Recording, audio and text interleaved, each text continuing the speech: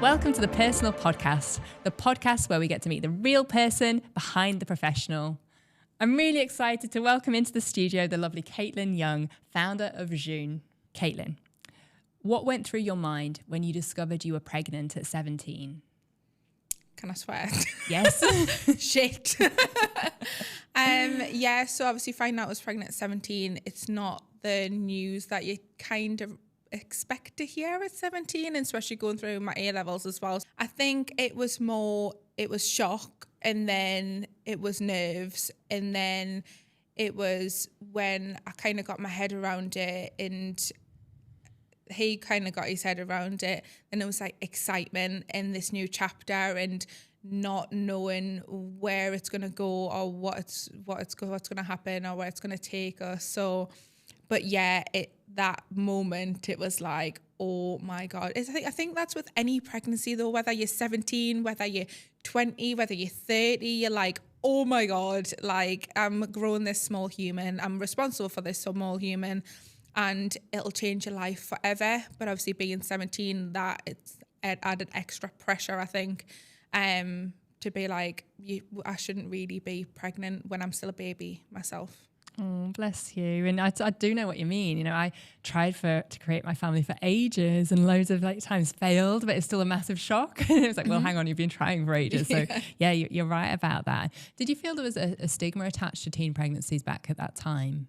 Absolutely. And there still is now. And I think one of the things that was running through my head is because of my upbringing as well. So I was from a council estate, and there's that stigma attached to there as well. If you're from a council estate and you're from a low-income family, then you're going to go one or two ways. You're going to be on the dole for the rest of your life in universal credit, or you're not going to make anything with your life, and you're just going to pop out children left, right and centre and all of this other stuff. And I just want to get people away from that stereotype, because I don't think people should be painted with the same brush. If that's the way you want to live, then you should be able to live that way. But that's just not what I wanted. And I knew that I didn't have to conform to that stereotype. However, there still is the stereotype there. And like with anything, I think it's awareness around what the possibilities are when you do work at it and you do fight against that stereotype. But then also, you're in charge of your own journey. Like, why are you letting someone else or letting a certain idea conform your reality when realistically you're capable of anything? So I think, yes, there's a stereotype, but I think people need to just look at the stereotype and think, yes, you can't essentially change that. That's an idea that's been put out there for years and years and years and years. I mean, I had Ivy when I was 17 and she's 10 now, and the stereotype's still there. So, but the more and more women that say, right, okay, well, I'm not playing into this stereotype. I'm going to do my own thing. I'm going to go my own way. I think that's really important to be able to tackle the stereotype, essentially. Write your own rule book. Love that. And I think you're being a perfect role model for that as well. You know, you can have children young, you can still continue your education, you can still make a success of your career. And I think for me, because I waited later, I just, circumstances hadn't been right, I hadn't found the right person. It was harder, I think, because I was older. And almost like it flips in your mind. For my girls, I don't want them to go through the challenges that I had of infertility or anything like that.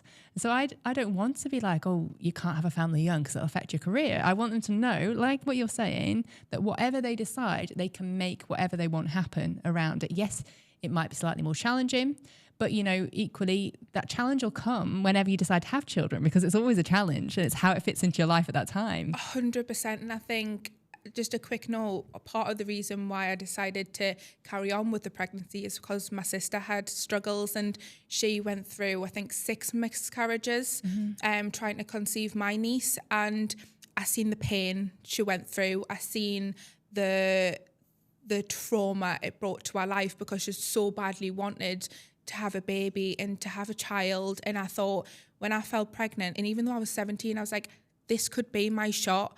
We are from the same mother. Like, what if that's passed down? This could be my shot. And who am I to get in the way of God's plan? It's essentially, I'm not saying everyone that falls pregnant should keep it. There's certain circumstances. I think everyone needs to, again, be on their own journey. But I seen that in the light and being like, actually, I know that I'm capable of doing anything. So throwing a child into the mix, I'm capable of raising this child and doing a bloody good job of it. And I know now that I don't regret any decision that I made back then, and I don't now, because everything that I do is the right decision for me, essentially. Obviously, you make mistakes and what have you, but I think at that point in time, seeing my sister go through them struggles, which you kind of know very, very well, and I just thought, like, this is my chance, and it was one of the best decisions I've ever made, if not the best decision I've ever made, because it just changed my life in so many ways. Oh, it makes even more sense, you kind of saying that about what your sister had gone through. So did your sister have your niece just before you fell pregnant, or was she still ongoing with those battles? Yeah, so she was pregnant with I think obviously she'd had my niece by then, because my Ivy's 10 and Lily Grace is, I want to say, 14. I'm so bad with ages. Just gonna kill us if she hears this. And yeah, so she had Lily Grace, but I was very heavily involved in my sister's life in terms of bringing her child up, because then she become a single mum, and I was kind of that father figure. So instead of being in high school and going out with your friends and drinking on the streets and doing all them things, I was babysitting on the weekend, so then she could go and let her head down, because it's so hard being a single mum and in them struggles. And I kind of put aside the normality of high school to then be able to be there for my sister and support my sister, because I knew how bad she wanted it. But that doesn't mean that you have to change who you are or not let your hair down once in a while because you want something so bad. So yeah, I was very heavily involved in kind of the upbringing of my niece in the early days as well. So I think that also, I knew I was going to be a good mum, because of obviously what we went through there. And it just shows how stigmas are so wrong, because you probably had more experience of raising a child at 17, or even before that, in the early years of raising your niece, than I did. I think I had my first child, again, I'm bad with remembering ages, 34, 35. I hadn't ever really had any experience of looking after a baby. So, it just shows it doesn't matter how old you are. It's about your life experience and also your desires, what you want in your life. Oh, 100%. And I think it, again, what you're saying, it just plays into them stigmas, because you're painted with the same brush. But I think people love to believe a certain idea because it's easy, and they don't like to think about complex situations, or they don't like to open their mind to complex situations, because the easy way out is just to have that one picture that's painted on the wall and think, right, okay, well, you fall into that category, you're going to end up like the picture on the wall. But actually, humans are really complex, and situations are complex, and as individuals, as I was saying before, everyone's on their own journey. And I think the more people that start to realise and start to have an open mind and start to thinking of the bigger picture, the better the world would be, essentially. But yeah, I think I have obviously had that experience with my niece. But again, I think that all stems down from when I was younger as well. I think I was very much independent from the age of 8 because of my childhood and what have you. So I learned to look after myself and also support my little brother. So I think essentially it all plays a part. But that didn't necessarily make us want to have children. I do want to say I wasn't planning obviously to have a child at 17 or what have you. In fact, I was shit scared of having children because of everything, because I know how your life does change, but not in the way you expect it to. It's very demanding, but very rewarding. But I know the struggles of raising children, and especially being in a low-income family and not having everything handed to you on a plate and having to work for it. Like, I understood that. So I think that also played into the part of, yes, I've had experience. I knew what it took. Had that outlook, but I was also so scared of, what if I wasn't a good mum? What if I brought my childhood trauma on to pass that down to my child? And that's something so scary to think, that everything that I went through then would be passed down. So I didn't necessarily want to have children because of the experience and stuff like that. But I knew when the moment come, and it did, even at 17, that was my moment to have, and my moment to live, and my moment to take forward. Yeah, you just knew, you felt it inside. And did anyone try and persuade you otherwise? Of course. I mean, I was 17. Come on. I think, but it came from a place of love. And I will say that, because essentially, like, I think now, at the time I didn't, and I was like, don't tell me what to do. Like, this is my body. But now I'm older and I've got my daughter. If she came home and at 17 and said she was pregnant, of course I'm going to have a conversation with her and say, obviously, these are your options and stuff like that. But I don't think I would do it in the same way they did. Okay. But I still think it's the same way of love. Yes, I think it's more of a kind of that conversation where it's like, come on. And I think everyone was scared. Again, like, you've got that stigma and that journey that other people have went down, and they were scared. Obviously, it all plays a part, I think. Yeah, no, everything makes sense there as well. And how hard is it? I mean, it's really hard having a baby at the best of times. How hard was it having a baby so young? Well, it wasn't an easy road. I would say having a young, it made it more difficult for sure. But I think what I found is because I already had the grit, and I think I had the grit. I knew I had what it took to then raise a child. I knew that I would never stop. I knew that I would do whatever it took to give Ivy the best life she could possibly have, and also create a role model for her. So it was hard, and obviously I went back straight into my A-levels to complete them. I think she was 3 months old. That gave massive mum guilt from doing that.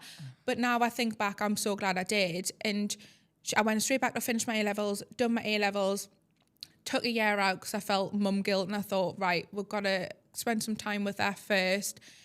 Still worked 20 hours. I worked at Boots 20 hours, and then I went to uni, and then when it was like 7 days, so I would literally be at uni, I would be working 20 hours. I did an internship, I threw that into the mix. I had a house to run, I had a bit of toddler, and people ask us how I done it, and I could not tell you. But I think it's that, like, how hard is it? I think when you've got grit, you've got determination, and you've got a child to think about. You stop thinking about yourself. So you don't think about how hard it is for you. You think about how hard it would be for them living a life that you didn't do it for. Do you know what I mean? So I think, to go back to the question, it was really, really difficult, but again, really rewarding, and I wouldn't change a thing. I love that grit. You see it in yourself, and I feel it in me as well. And again, it shows you can be whatever age, but in similar situations. I am in a very similar situation to that now. And it is that grit, that motivation, providing that better life that you want for the children all the time, or just giving them the best you possibly can, fulfilling your potential. Just because you have children, it doesn't mean that you can't do that. What is it that motivates you to do all that? Or what did motivate you at that time? Ivy. Have you ever read the book Reason Why by Simon Sinek? Yes, I have. I say his name wrong every single time. But she's my why. And every time that I think about, it's really hard or struggling with something, I just think about why I'm doing it for, what I want to achieve, and all of this other stuff. But I just look at that little girl and I think, one, I want to show you that you can do anything you're capable of. And two, I want to do it for you. I want to provide you the best life on this possible earth that I physically can. And I will continue to do that with when I have more children. Do you know what I mean? So I think it's them. You see that little person, you think they fully depend on you. Like you are their person. Show up, go for it, and go and achieve that. So I think, yeah, she gets us through every single day. Amazing. And there's a lot of people that say that you have to look after yourself first before you can be the best mother, best business owner, best whatever. How did you manage to do that in that situation? If I'm going to be honest, it wasn't easy. I think especially when I first had Ivy, I went through postnatal depression, and I really struggled. And I struggled with, I knew what I wanted to do and stuff like that. I was still at A-levels and I was still cracking on, but that doesn't stop you feeling. I was crying for no reason. I was so sad, and I think I was so confused in terms of looking at that and how I looked after myself. I think it got to a point where I thought, do you know what it is? In order to look after her, I'm going to have to look after myself. And then I found a love for running. And then I found, I'm not in love with it anymore, by the way. I found a love for running, and then I went to the gym and I really started taking care of myself. But that wasn't until like Ivy was 4. Yeah. Like it clicked, because you've got to, like, people think a quick fix and you're going to realize things straight off the bat. You're not. Just focus on your wellness. And that's not just talking like your physical health, but your mental health as well. I think it's an important, really important part. I mean, I remember at 17, like all the hormonal surges that were going through my body anyway, you know, and then throw in pregnancy, a baby, everything that does to your hormones into the mix. It must have been incredibly tough just from that element alone. So Ivy's 10 now, is that right? Brilliant. What are your hopes for her future?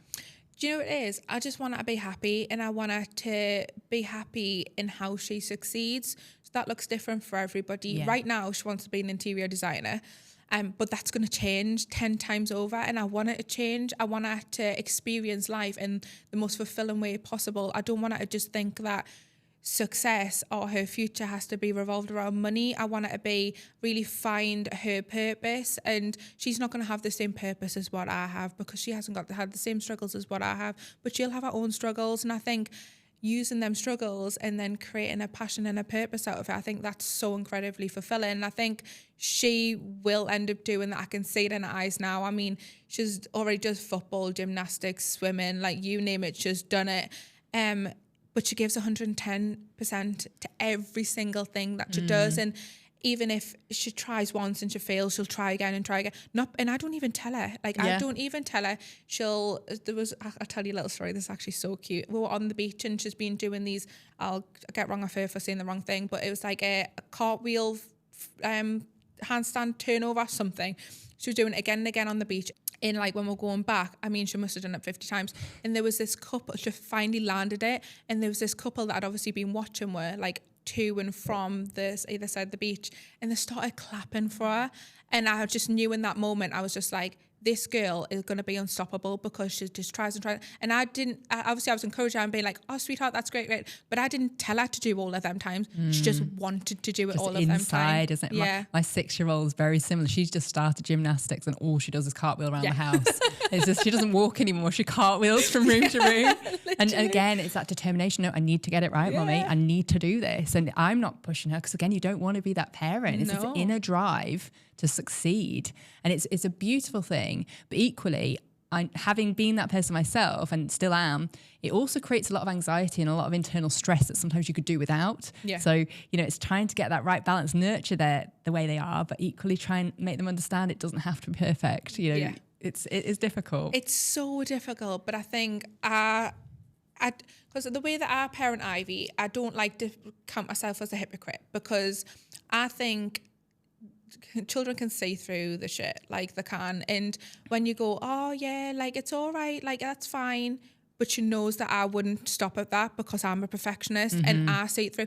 And whether that's right or whether that's wrong, it's unfortunately just who I am. So I'm battling my inner perfectionism to then help her. And I think that's really important as well. And that's how, when I was saying before, I learn a lot from her, because I learn how to be the best version of myself, so then she can mirror it, or the bad habits that I have, I try and tackle, so then she doesn't. So I think it's working on me and working on her. And I think it's a kind of good mix. Yeah, I've learnt more from having my children than I thought that I would be teaching them. You know, I learn constantly. Literally. And a mirror image as well sometimes. It's just like it really shows yourself. So was having a baby at 17 the most challenging thing you've been through in your life? Yes and no. So having a baby at 17, that was so difficult and it was challenging. However, Ivy got really poorly when she was 3 and we nearly lost her. She's got asthma, but when children are children, they don't like to diagnose asthma. Yes. Rightly so. Rightly so. So you have to go through rigorous amount of times to go to the hospital to get there. And it's so scary. And to any other mums that are going through this, I know that it's scary. I know that you're frustrated. And I know that the end, there doesn't seem to be a light at the end, but trust me, just keep going and trust your instincts, because I had to go, Ivy was in and out of hospital. I think 1 year, I think she was in hospital like 8 times. She had, every time we go to hospital, you get that one of these bears with a different colour top on. We had every single bloody colour. We basically had a room in Cramlington Hospital. But anyway, so one time, should whenever Ivy gets a cold, it gets on her chest and she can't get rid of it. And then it goes to a wheeze, and then she just cannot breathe and all of this other stuff. And this was before she got diagnosed. And it got to a point where she was just like laying there, but she started like going blue, like, and then you've got, with asthma, you've got to check like if they're really sucking in, and there's all these signs and stuff like that. And obviously I went to an end of a thought, so I was trying to find all of like these signs and really research it and all of this other stuff. So I was like, right, rang the ambulance. Ambulance was taking ages, so I was like, right, no, I'm taking her to hospital. So I literally shoved her in the car, which I shouldn't have, by the way. I don't advocate anyone driving themselves to bloody hospital in that state of mind. But I was zooming down to go to the Cramlington Hospital. I shoved my car just like literally diagonal across the car park and ran into the hospital. She was limp at this point. Like, she was literally like limp. She was just like not responsive. Ran into the Cramlington Hospital screaming, someone help us. And I remember this moment so badly. And I wish I made a complaint about the receptionist, and I would never complain about anyone. She looked up from our clipboard, looked at us screaming, and then looked back down and walked away. I'd never been so angry in my whole entire life. But anyways, and then it was luckily that this ambulance person came in from a trip that he'd had. He's like, right, Q, come with me. Dragged him into a room. I literally blinked. She was in a room bigger than this, on a bed, hooked up to everything. I had a mask on, and everything was a blur. And they were like, yeah, like, you're lucky you brought her in when you did. And I think that mother's instinct, it literally flipped. And I was like, she needs to go to hospital right now. You know. I cannot wait. So yes, I don't agree with how I just shoved her in the car and literally drove her. But I was like, it's either that, like, could have saved her life. Yeah, it probably did. It did save her life. So I think, but that was the most scariest, like the most challenging and scariest moment of my life, 100%, because that small human means the absolute world to me, and to go through something like that, and it was really traumatic. Oh, I bet. They're just so precious and so fragile at that age. And goodness me, and that woman to just look like that at her clipboard. What was her problem? Honestly, I don't know. But I think I was more concerned about Ivy at that point. Yeah. And then I keep kicking myself. I should have said something to her. Just not to be angry, but just to like create awareness. Like, why did you do that? Or just have that understanding. But I obviously don't know what went on there, but I was so upset about it. And I was like, to look up, you work in a hospital, to look up, I literally was crying my eyes out, screaming, like I was holding Ivy, like, how many more signs do you need that this is urgent? I'd like to think maybe, I mean, she did that, but she got help, or she pressed a button at the same time. Maybe. I hope so. And do you know what it is? I always say the bigger picture. I'm always optimistic. I'm always a positive. Well, I say always a positive person. Not everyone's positive all the time, but like I do try, and I also do see things from their point of view. So, but at that moment in time, I was just furious. Yeah, I don't blame you. It's compassion though as well. You know, they might see that sort of thing every day coming through the hospital, but just say, "Oh my goodness, help is on the way," and then look back at your clipboard. Literally, something, you know. Yeah. Anyway. Yeah. Oh goodness. That sounds horrendous. Is her asthma under control now? Yeah, it's under control now. She has flare-ups, but anyone with asthma will know. I've got asthma. Yeah. You have flare-ups and what have you, and there's certain things that trigger it and all this other stuff, but it's under control. She takes regular medication. Yeah. Bless her, she's so good at it. Like, even from a young age, like, she has to have a preventative tablet every night, and she's got to have a preventative inhaler every morning and every night. And then she's got a blue inhaler. Don't ask us the names of them, because I still can't pronounce them. No, me neither. And I've been on them for years. Yeah, and I'm just like, but she's so good at it. She'll literally be like, right, do your medication, and she'll literally just take a pill, and then she'll do her puffs and stuff like that. And I just think, do you know what it is? She just takes everything, and I try, nothing phases her. So I'm just honestly in awe of her every single day. It's probably because she's seen how you've brought her up. Which is a good sign. Stories are at the heart of the Personal Podcast, and we're so grateful for everyone who comes on and shares them. Stories are also at the heart of a strong PR campaign. And at Harvey and Hugo, we believe that everyone's story deserves a chance to be heard.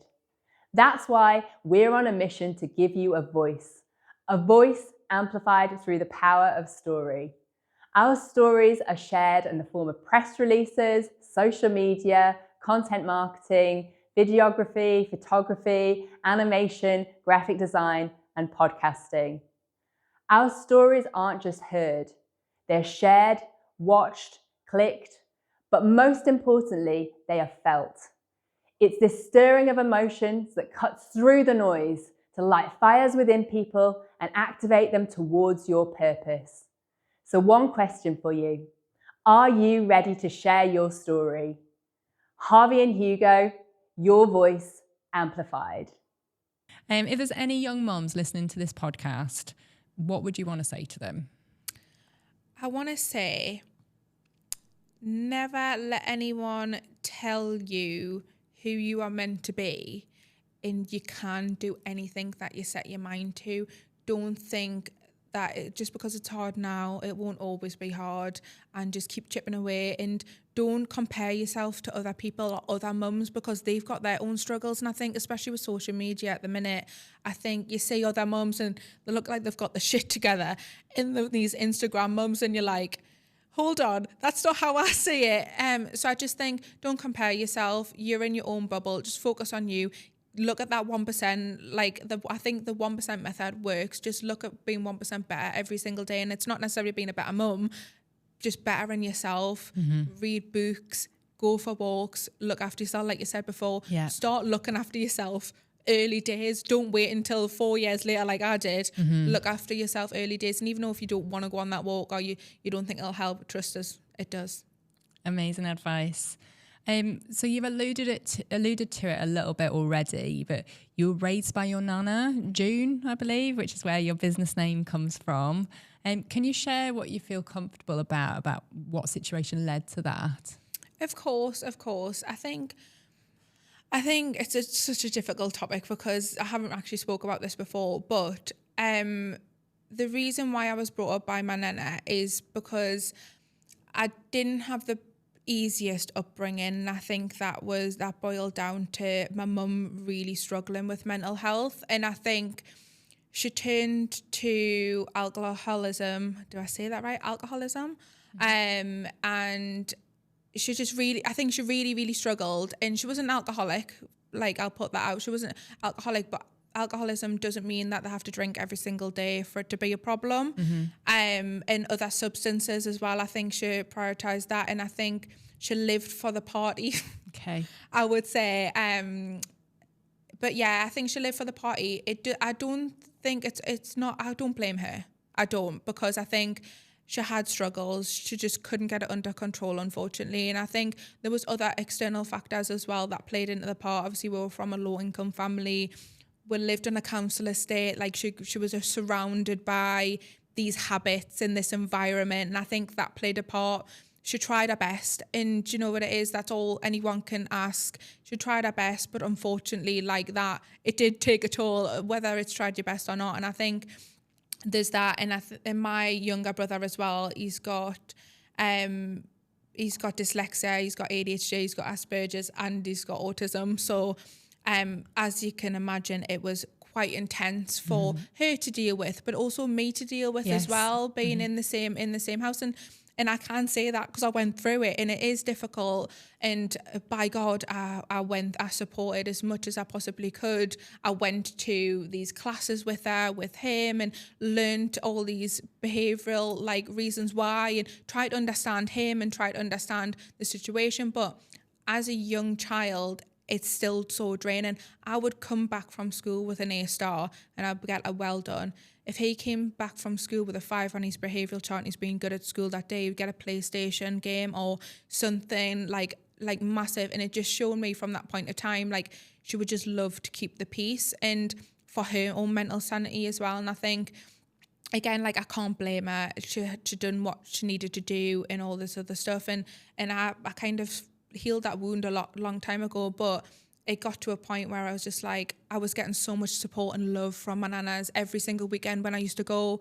And I got to a point of I just want that. I used to look at my friends' family and being it's obviously no family's normal. No family's normal. But I used to look at my friends' family and being I just want that normal family. I want that mum and a dad in a nice picture perfect house and all this other stuff, and just love and care and support and all this other stuff. But my mum just couldn't afford to give us that. So I took the decision and I was just like, right, Nana, I'm coming to live with you. And she was like, finally. She was like, my Nana would never speak bad about my mum, and that's how I've got so much respect for her, because she knew everything that was going on. She knew all the struggles and stuff like that. And yes, she probably should have took us a long time ago before that, but she was so scared that my mum would do something and take them off them completely. So it was that, do you know what I mean? So yeah. When I was like, Nana, I'm coming to live with you. So she's your paternal Nana, yeah? Yeah. Oh yeah, she's my dad's mum.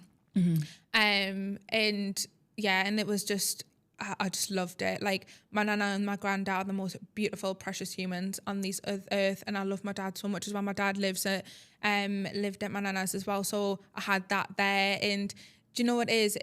It was difficult leaving the family home.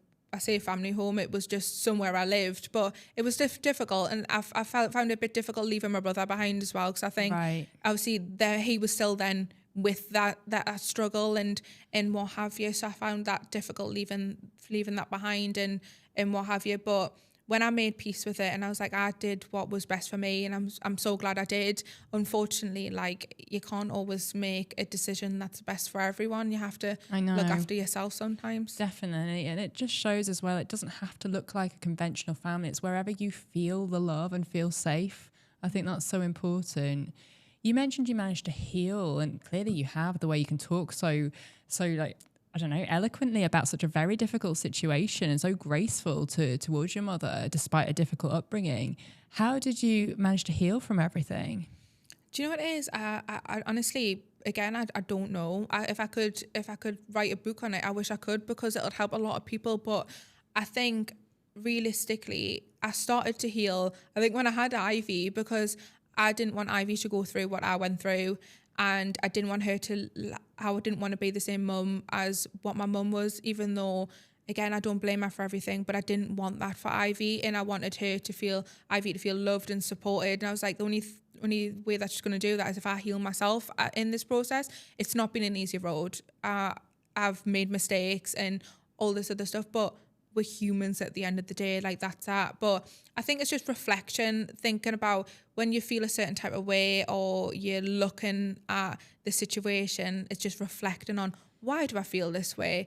What can I do to then move this? And also, like, shift the blame, I think, a little bit. Like, my friends always think it's absolutely hilarious because I give free therapy sessions, like I'm unqualified counsellor at this point. But I think it's because I look at things from a wider perspective. I think that's one of my superpowers. Like, I never look at it as a one-way street. I look at it a two-way, and I think that helped us heal, looking at it from her point of view and the situation she was in. And even though I don't agree with her decisions and the way that what happened, I still don't blame her. I just think people do what they think's best, and that's life at the end of the day, I suppose. It doesn't always go our way. It's very wise. And, you know, I think as well, it's very difficult, you know, when you are raising children in your best moments, at your best, absolutely, you can do things like the way you want to do things. But when you're very tired, when you've been working, you know, when you're perhaps feeling poorly yourself, they're poorly, you kind of sometimes revert back automatically to how things were when you were brought up. It's almost like programmed into your subconscious that, well, this is what you do. It's like, it just gets harder sometimes when you're run down and you're depleted on energy. Oh, 100%. I think, like I said, we've all made mistakes. I think, there've been times where I'm tired and I'll be like, Ivy, stop it. And I'd have to check myself almost. But I think the relationship me and Ivy have got right now, and the way that I'm working on, I mean, I'm still not perfect. By God, I am still not perfect. But when I'm not, and I do snap, because in the process of getting diagnosed with ADHD as well. Me too. Yeah, twins. But I'm in the process of that, and one of my traits is, like, when I'm overstimulated, I snap, and it's not because I'm angry or whatever, but I do, and sometimes I am working on it, and it's not something that I would say that's an excuse or what have you. But sometimes with Ivy, or like whatever, if I'm getting ready and she'll go, oh, mummy says, I'm like, Ivy, and then I have to check myself. But then I have a conversation with her, and I say, when mummy snaps, it's not a reflection of being angry towards you. It's my own my own feelings and I was overstimulated and I'm sorry. And I'd say this and because I think it's so important, because I don't want her to think that's her, because it's not, it's me. Absolutely. And just that saying sorry, I then found that when she would get grumpy or angry, or one of my children, they would then say, oh, sorry, mummy, I was just a bit grumpy then. I was frustrated because I couldn't do my shoe. But then, you get that back instantly. It's like, oh my goodness, wow, they really absorb everything that you do. 100%. Like Ivy's the most precious human ever, and she's so clever. She clicks onto everything, but it is, and I think that's how I know that I'm healing with and also healing through her, because I'm saying these things. I'm taking accountability of my own actions, and I'm saying, actually, no, like you can't help it. Like, again, like, no one's perfect, but just understanding that you're not perfect and stop putting loads of pressure on yourself and just addressing it, having that accountability and just moving forward. And I think children see that and respect that a lot as well, and just being honest and open with her. Like, I am quite honest, and sometimes too honest with her. I think I am too. Yeah, she literally plays it on me, and I'm just like, oh yeah, I forgot I said that. But yeah, I think that's really important. I do as well. And do you have a relationship with your mum today? I would love to say yes, but unfortunately I don't. And it's actually been recently, I think a couple of months ago, I cut contact completely. And that was really hard. I think I found that really difficult, because I've always been in contact with her in terms of, like, if she needed anything, she could call us and I would, I don't know, send her a Christmas card and all this other stuff. Like, I would try for her and her mental health and make her feel better and all this other stuff. But I got so frustrated when she used to post all over Facebook of how she loved her kids and our kids are alive. And I just was like, how can you be one person to the world, but like another person to your actual children? So, and the same habits kept creeping up and creeping up and creeping up. And it takes a mental toll. I think when you've healed from something and it keeps creeping up and getting phone calls off cousins that I haven't spoke to in ages, and we're like, oh, like, have you heard from your mum? Like, I can't hear from her, all of this other, your phone is wrong. And I'm like, this is not my problem to deal with. I'm an adult. I've got my own daughter. I've got my own life. This is not, like, I'm not doing this anymore, and I do it for me. And I wish to hope she would change. She did try and change for like a year. She was doing really, really well, but she just slipped into bad habits, which is it's sad to see. But I think I was done with the emotional turmoil of it all. Unfortunately. Yeah, it's almost like you were trying to keep that contact for her own mental health, but it was at the detriment of yours. Yeah, 100%. And I think my sister's does the same thing, and my sister's going through the phase now that I've been through years and years ago, and she's now then realizing this as well. But I think everyone's on, like, each of the siblings are on their own journey with it, but I think I made peace with it. And like I said, I don't blame her. I wish her the best. I hope she has a lovely life and all this other stuff. And if she does sort herself out in the future, like, I would 100% grab a coffee with her. Like, I'm not going to have the relationship. She's not going to be my mum. My nana was my mum, but like, I'll still have a relationship with her if she did want to do that. Like, but I just don't think that's even possible, to be honest. Oh, bless you. That must be tough though. But thank goodness for your nana and the wonderful influence she was. I mean, were there any pieces of wisdom that kind of echo around your mind that she passed on? She's the most beautiful human on this earth. But yeah, so she guided us in every way possible. In some ways, this is going to sound weird, but I feel like she's a part of me. Like, she's a part of who I am. And sometimes the things that I say, I'm just like, oh my God, that sounds like my nana. And I think loads of people in the family will say that as well. But I think we spend so much time together that I am now similar to what she was. And she was such a strong woman. She was such a strong-willed woman. She wouldn't take anyone's shit. And that's obviously part of my grit as well. And I think that was really important. I think she did cross the line sometimes and become a Karen and what have you, but I'll not get there. A lot of grands did though, it was just so funny. But she was polite with it though, I think. Mine wasn't. Yeah, literally. But I think some of the things that she shared, the wisdom side of things, was whenever I used to be crying or I used to be whinging about something, she'd go, I go, well, it's not fair. She went, well, it's not raining. So that whole idea of just because that it's not fair doesn't mean that it's raining. So in a sense of, I don't know, like life is unfair, but you've got a life, you've got a healthy one, you've got to look on the bright side of things. You don't whinge that it's not fair. Look at the positives, look at that flip side. I think that was a really, really good one. She used to speak in riddles, and I mean riddles. Everyone would be like, she would say things like, oh, it's like pot calling the kettle black. And, oh yes, I heard that. I don't know. There was loads. I have to sit down and like write. I'm sure I started writing quotes about. I actually started writing a book about her. Oh, I did start writing. Are you still working on it? I'm chipping away. It's now took like years since I started when she died. I started it then. That was years ago. But I'm chipping away. But I think we all could learn something from Nana Juin. She was an incredible human. So there's lots of it. I know I'm still continuing with it, but like I'm juggling about 1,000 plates right now. Of course. But I think it's like one of them where I like, oh, let's go and write it, and then I'll write a little bit more of it. And I think it will be done. Yeah. Just I'm not rushing it. Exactly. It'll write when it's ready. You know? 100%. And do you feel almost, you mentioned that she passed on, do you feel almost that she's guiding you still today?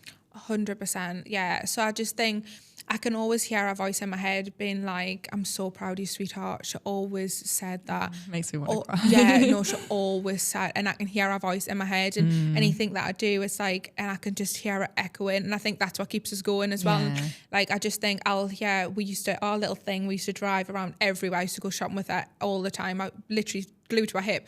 And we used to, if I listen to like Dreamboats and Petticoats, like the albums, yes. I love that music, by the way. I think it's all down to her. But we used to put that on and just sing and all this other. So if I hear one of them songs and like My Boy Lollipop, like I'll just start singing and like I'll just like, it just, grief hits you. Yeah. And it hits you so unexpectedly. And I'm like, I miss her so goddamn much. But I know that's just with it. And I think I hold on to that. And I think that's the only thing that keeps us sane, because she was such an important person in my life. But the thought of she's always with me, then it matters. Also, I always take any big thing that I've got, I always take our engagement ring as well.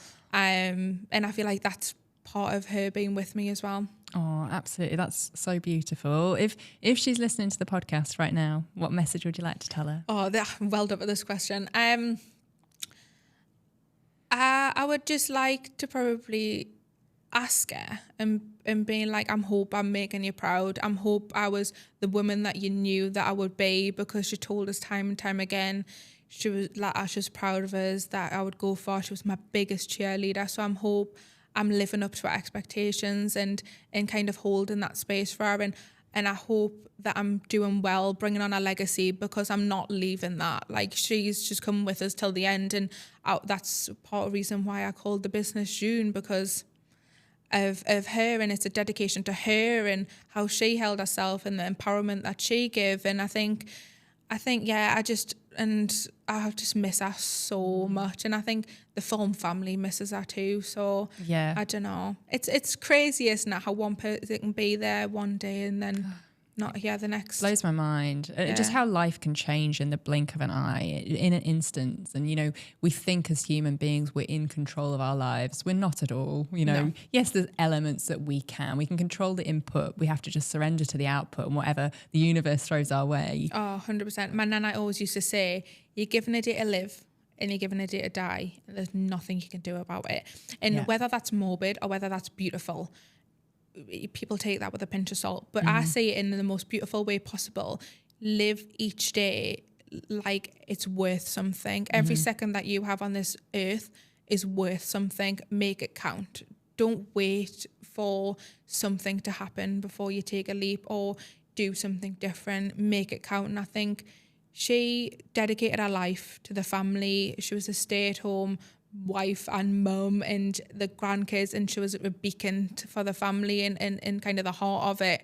And I think she dedicated because she loved it. She said, this was 100% a lie, by the way. She said she wouldn't swap me for £1 million, but I know for a fact that she would try and swap us and then get us back after she's got the £1 million. Wise. Yeah, but our love was worth its weight in gold, 100%. Yeah. You touched on an interesting point there. It is such an undermined role in today's society. I think that stay-at-home mum role, you know, as women, we're kind of born and raised to say we can have it all. And I'm glad of that too. You know, the generations that couldn't have it all and were told they couldn't, that was wrong as well. But, you know, now if someone does want to stay at home and just like throw their love, and it's brilliant if they can, you know, some people are in situations where they can't at all, and, you know, myself included. And I also love working as well.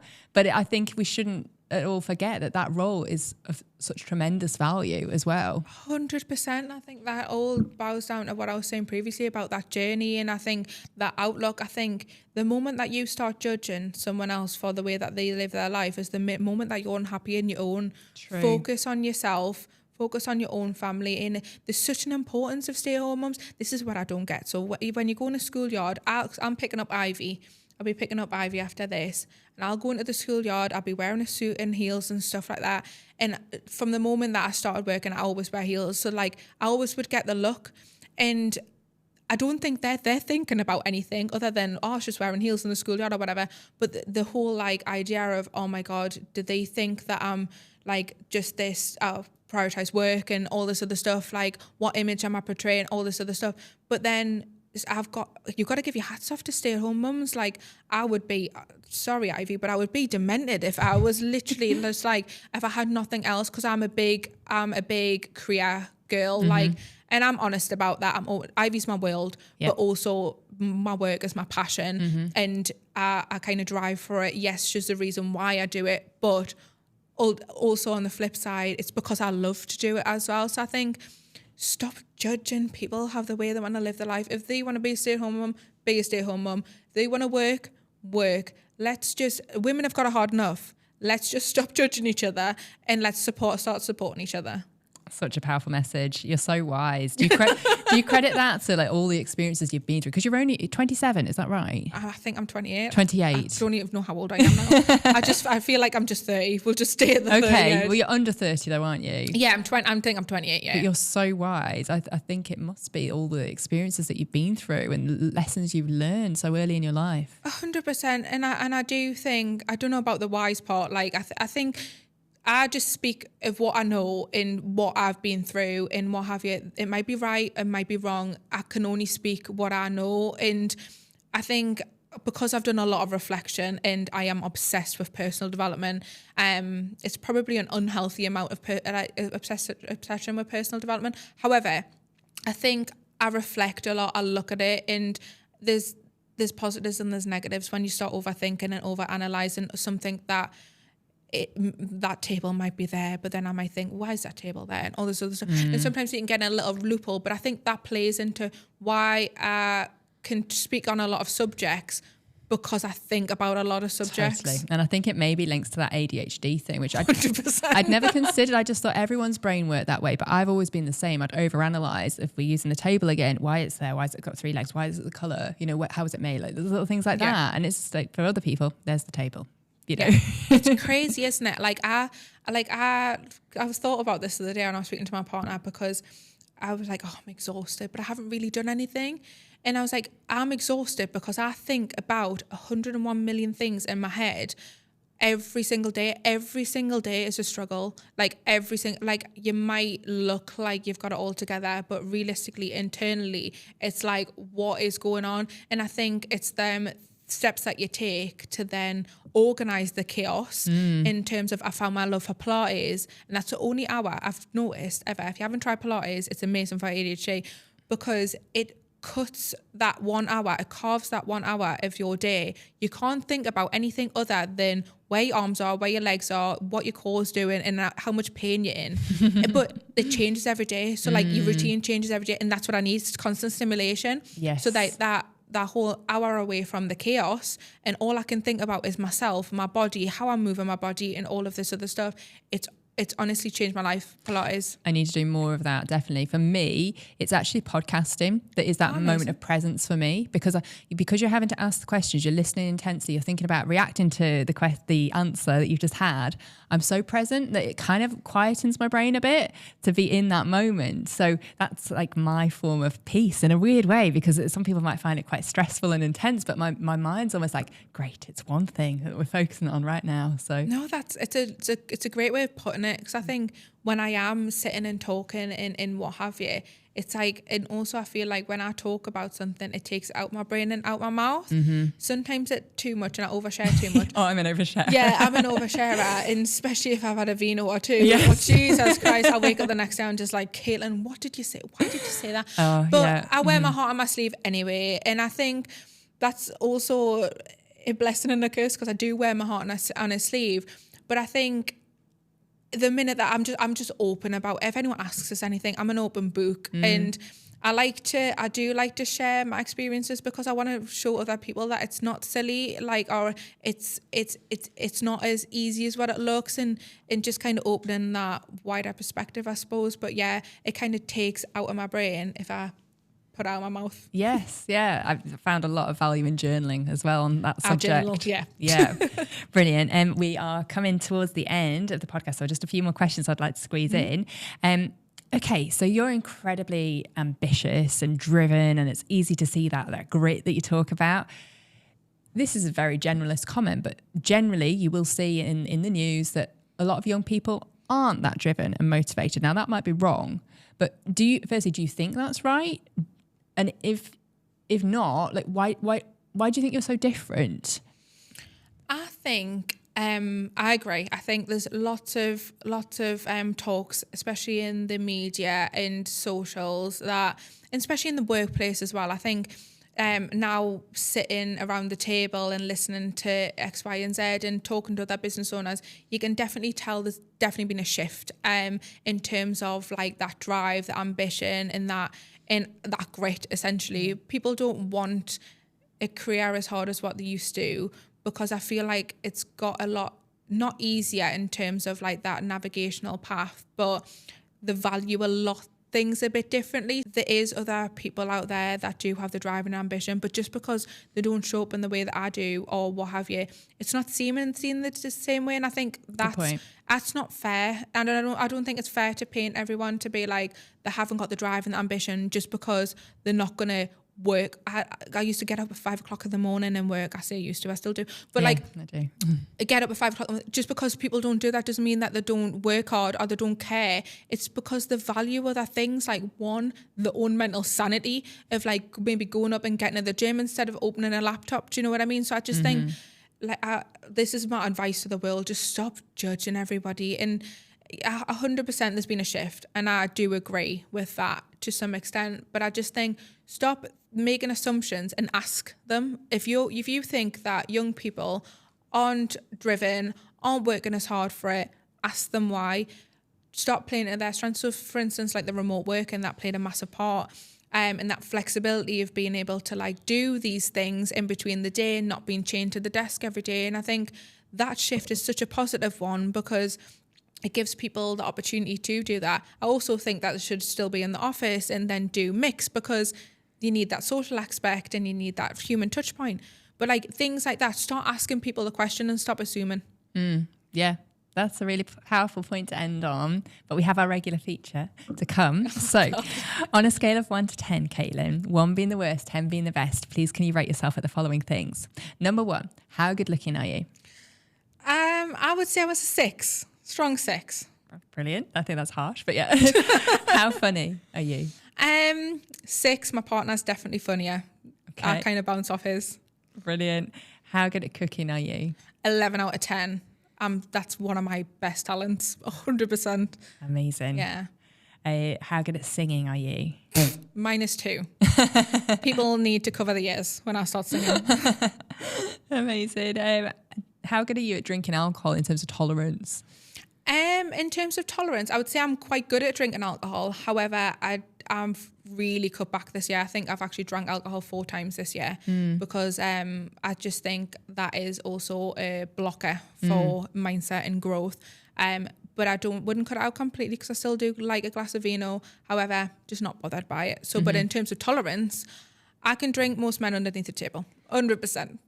And the relationship that your mother had with alcohol, has that affected your relationship with alcohol? 100%, yeah. So the reason why I have stopped drinking and really cutting down is because I'm not scared to admit when I start drinking, I don't want to stop. And it's not a case of like, oh, I crave a drink or whatever. It's just because I'm enjoying myself too much. And it's, I think it's also plays in the ADHD part of being it's that dopamine, and I'm chasing that dopamine. And I think I noticed that was a negative trait of mine. And I didn't do any, it was not that I did any bad or there's been an event or anything like that. Probably overshared a lot. But I just noticed that habit, and I just was like, I want to break that habit. And by saying I'm cutting down, right, I literally went 4 months the start of the year without any alcohol. And then I'm just slowly introducing it back. And I'm actually loving just having that slow introducing back into it and just drinking on occasions and what have you. So I'm very much like that now. And I don't know if it's the ADHD thing, but yeah, binge drinking when I was, and then almost then I'd be like, well, I have to cut it out completely because otherwise there's no happy medium. It's like 0 or 100. It's hard. Totally. Yeah. Whereas now I feel quite pleased because I've got a balance. Yeah. Seem to. Yeah. So I'm getting there. I'm learning. That's still in early days of learning, by the way, but there'll be mistakes to be had. But I just think I know that I'm on the right path with that. Brilliant. How good are you at raising children? Oh, this is a hard one. It's really hard. It's a really hard one. Like, how good's anyone at raising children? It's all of our first time. Do you know what I mean? Yeah. So I would say in terms of like how well I show up for Ivy every day and how well I think that she's turning out, I would say an 8. There's always room for improvement, but I think that's more so me, not her. Like I said about the whole like learning lessons before and what have you, and that accountability and all this other stuff. And I think there's definitely improvement. I wouldn't say I was 10 out. No one's a 10 out of 10. If this says 10 out of 10, they're lying. No, absolutely not. And then it's always work in progress as well. 100%. I mean, they're purposefully awkward questions. So it's very difficult. It's rating yourself as well. Yeah. It's very. I find it really hard. It is, and it is awkward as well because you don't. Sometimes you might think a score in your head, but if you say it out loud, it might be arrogant or too honest. But how good a friend are you? I would say again a strong 8. I could be better, and especially over the past year, I feel like there's definitely been ups and downs with my friendships, and I think it's more so because obviously you'll know yourself when you get hyperfixation and you kind of cut out everyone from your life, and if I don't see someone, I forget about them completely, and it's nothing to do with them. It's just because of the way my brain works. But I definitely need to work on making sure that I'm in constant contact and stuff like that. But then I don't want to be forced. Again, I think it's the ADHD, but I am working on it.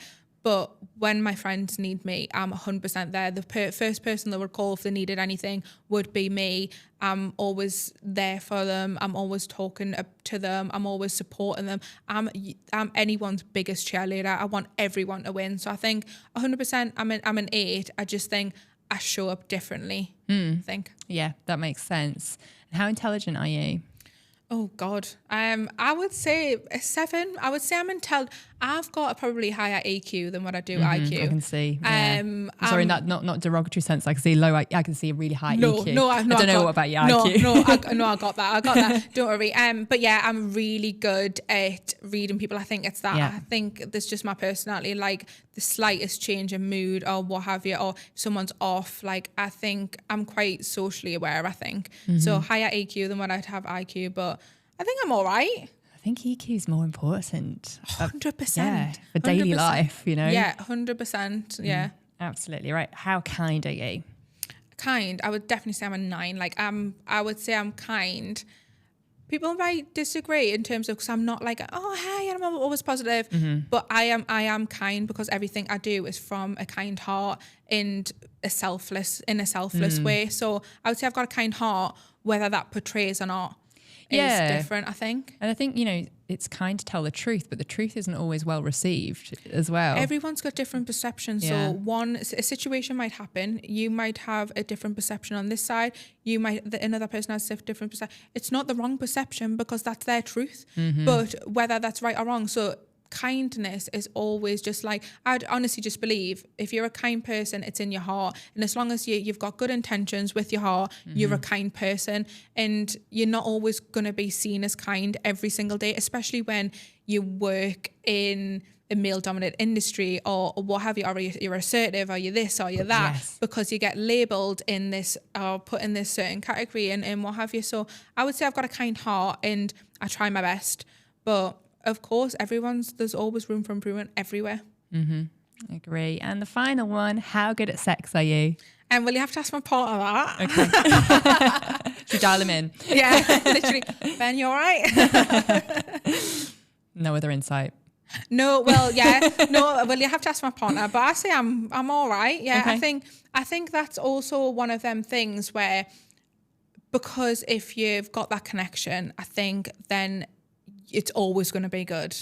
I think, Yeah. but I think if you don't have a connection, I think that's when it's just like, Totally. do you know what I Yeah. mean? So like, me and my partner have great sex, 100%. Because of the connection. Because of the connection, yeah. That makes a lot of sense. Amazing. Thanks so much, Katelyn. You're very welcome.